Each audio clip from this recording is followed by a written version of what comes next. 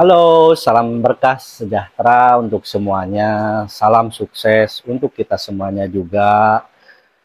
Dalam kesempatan ini, saya akan share masalah magnet uang. Ini nih topik yang banyak sekali dibicarakan oleh semua orang. Bagaimana caranya agar diri ini menjadi magnet uang, agar kita tuh disemperin uang. Mudahnya seperti itulah. Jadi bukan uang yang kita ngejar-ngejar uang, tapi uang yang ngejar-ngejar kita. Itulah nanti konteks berikutnya gitu. Tapi setidaknya kita paham dulu, ngerti dulu yang dimaksud magnet uang apa. Yang dimaksud magnet uang itu apa sih? Gitu. Dan bagaimana menjadikan diri kita ini menjadi magnet uang.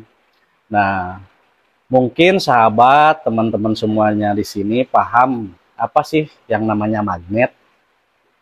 Magnet adalah suatu benda yang mempunyai kemampuan tarik untuk tarik menarik gitu. Bisa menarik, bisa menolak gitu, bisa menarik dan menolak. Itu magnet. Ada yang kutub positif, ada yang kutub negatif, kan seperti itu magnet ya. Itulah itunya lah, sedikit lah ya. Apakah kita tidak seperti itu? Apakah kemampuan itu ada di dalam diri kita masing-masing? Atau mungkin kita belum menyadari bahwa kita tuh sebetulnya seperti magnet. Kita itu mampu menarik segala sesuatu, atau sebaliknya kita juga bisa menolak atau mampu menolak segala sesuatu gitu. Nah, ini balik lagi karena konteksnya di sini yang akan saya bahas adalah masalah magnet uang. Jadi konteksnya adalah uang gitu. Yang jadi pertanyaannya, bagaimana sih Anda memahami tentang uang? Jadi di benak Anda masing-masing, apa sih uang? Nah, itu harus ketemu dulu. Apakah uang itu hanya sekedar lembaran yang diterbitkan oleh suatu negara? Misalnya di kita itu kan ada IDR, atau ada yang lain, atau mungkin mata uang yang lain di Amerika USD misalnya dolar, atau apa gitu. Apakah hanya seputar itu saja kita memahami uang? Atau kita menganggap bahwa uang itu hanya sekedar alat tukar? Hanya sekedar alat bantu transaksi aja? Apapun pikiran dan pendapat Anda, pada dasarnya nggak apa-apa, nggak ada masalah dengan itu. Cuman yang akan saya share di sini adalah masalah pemahaman si dirinya masing-masing ini terhadap uang itu seperti apa. Apakah uang itu jadi prioritas yang sangat diperlukan oleh dirinya? Apakah uang itu sekedar alat tukar yang hanya bisa digunakan ketika keberadaannya ada? Atau ada fungsi-fungsi yang lain gitu. Kalau celetukan orang Sunda bilang, uang itu urang angge katanya ya. Segala sesuatu yang bisa dipakai itu adalah uang. Makanya di kita dalam hal ini yang tadi kultur Sunda, uang itu bisa apa aja. Bisa dengan barter, bisa dengan ganti tenaga atau apapun.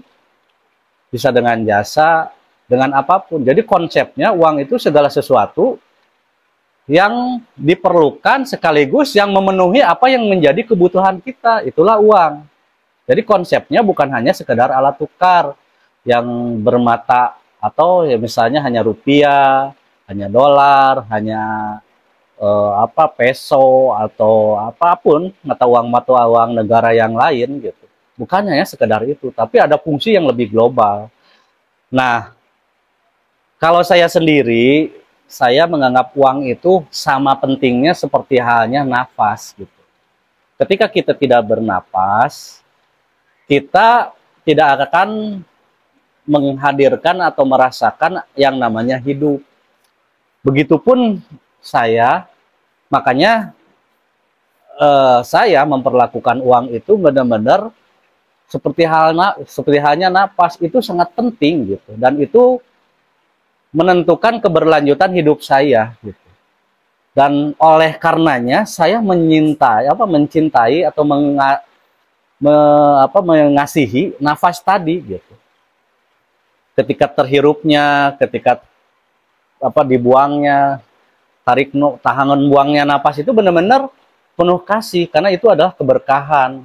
di mana disitulah hidup saya terjadi. Saat demi saat saya diberhadirkan di situ. Begitupun saya menganggap uang. Uang itu sangat bermanfaat, sangat memfasilitasi saya terhadap apapun yang dibutuhkan oleh saya, seperti halnya napas tadi. Sehingga saya menganggap uang itu adalah sahabat atau mungkin teman bercintalah, seperti itu. Atau ya saya mencintainya gitu, seperti itu. Nah, ketika rasa cinta itu hadir karena cinta selalu ditemani dengan yang namanya kemanfaatan, dengan yang namanya kemaslahatan, dengan yang namanya kontribusi. Ketika saya benar-benar mencintai uang, saya akan terbayang di benak saya, akan terasa di benak saya, akan termotivasi di diri saya untuk bagaimana caranya agar yang namanya kontribusi, kemanfaatan itu selalu membersamai saya secara luar biasa, secara lebih besar, secara lebih luas, secara lebih benar-benar tersebar kemanapun gitu, meluas kemanapun. Nah, ketika saya hadir itulah ya, ketika saya memberhadirkan itulah, di situ kemampuan saya menarik uang meningkat. Apakah Anda sudah seperti itu atau bagaimana? Ya, itu jawabannya ya silahkan di dirinya masing-masing. Itu pula yang menjadi jawaban bagaimana sih caranya menjadi magnet uang gitu. Karena bagaimana kita bisa menjadi magnet uang kalau pemahaman kita sendiri atau perlakuan kita sendiri atau pengertian dan makna kita sendiri terhadap uang masih belum jelas. Jadi intinya di situ diperlukan yang namanya kejelasan. Kita harus clear. Sebenarnya uang itu apa? Dan untuk apa? Jadi untuk apa? Mengapa kita harus clear?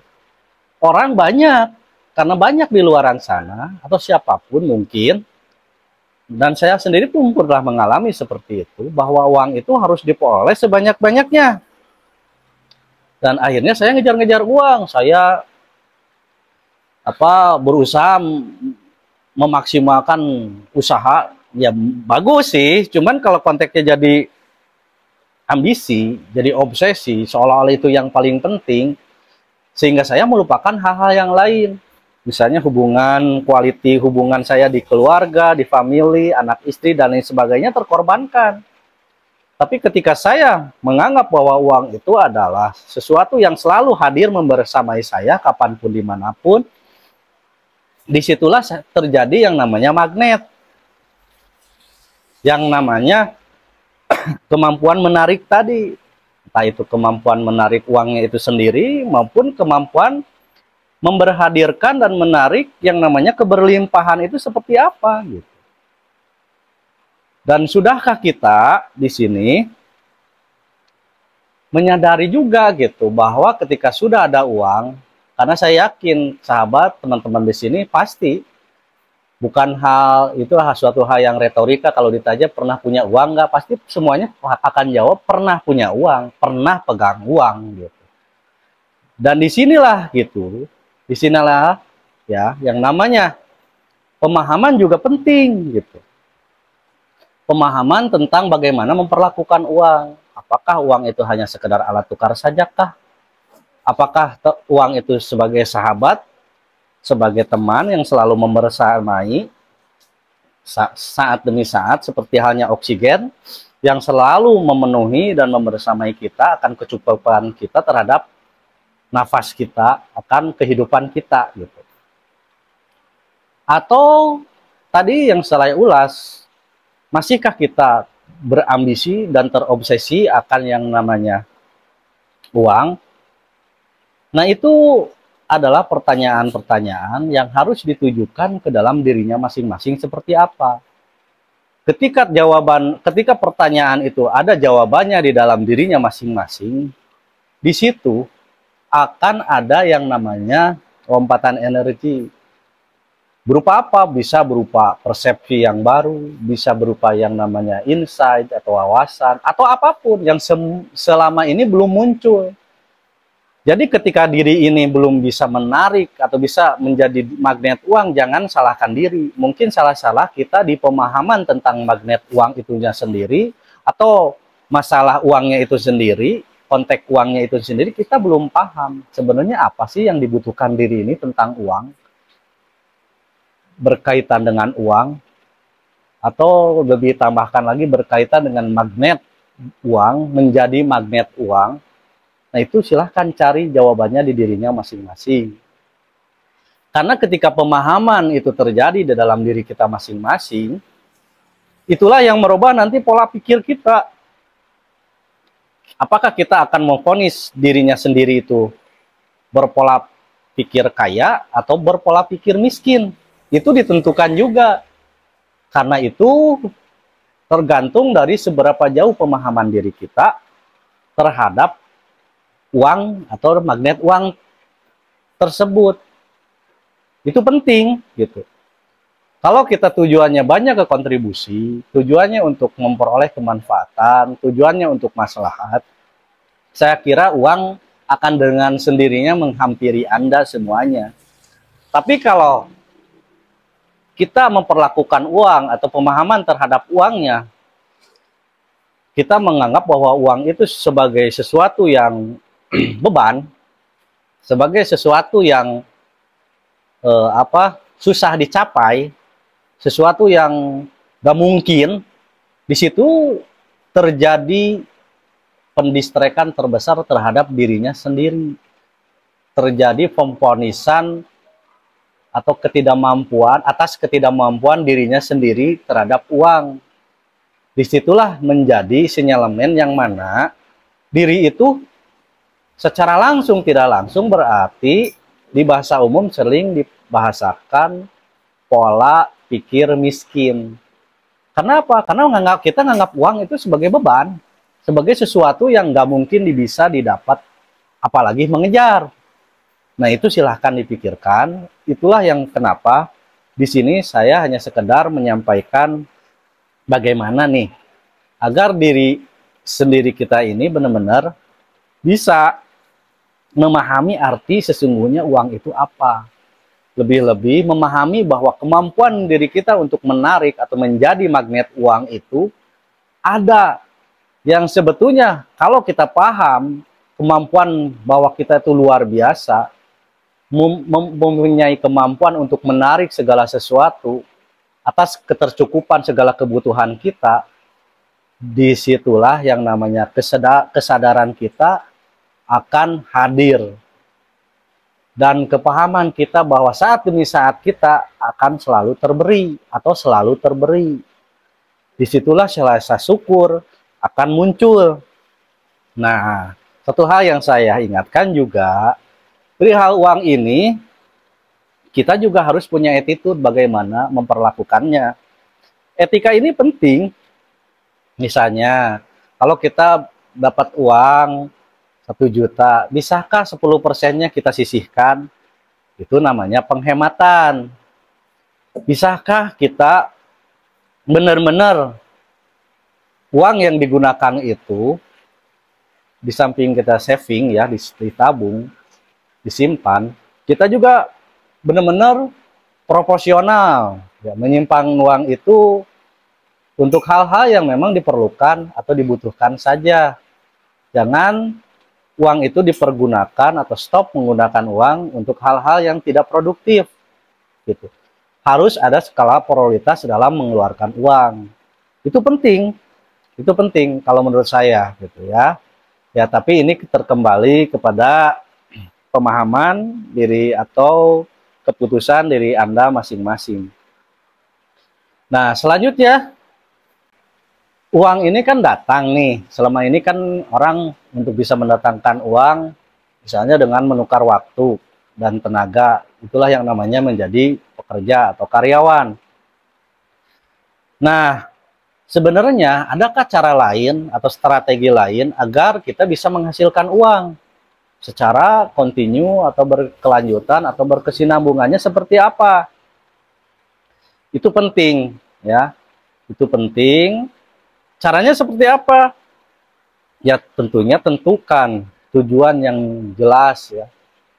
Tentang uang tadi, kita memperoleh uang itu harusnya seperti apa sih? Terus kalau sudah dapat untuk apa sih? Terus sebelumnya bagaimana sih agar kita memperoleh uang yang bisa digunakan untuk tujuan kita atau sesuai ya dengan tujuannya seperti apa? Banyak sebetulnya. Bisa dengan investasi, membangun investasi, bisa memulai bisnis, bisa memulai dagang. Bicara bisnis ini lebih rumit daripada dagang. Ada kaidah-kaidah atau ada hal-hal yang perlu dipersiapkan secara lebih komprehensif tentang yang namanya bisnis ini. Atau mungkin Anda mengasah kemampuan Anda, skill gitu ya, atau kemampuan keterampilan Anda. Misalnya Anda seorang ahli coding gitu untuk membuat pemrograman.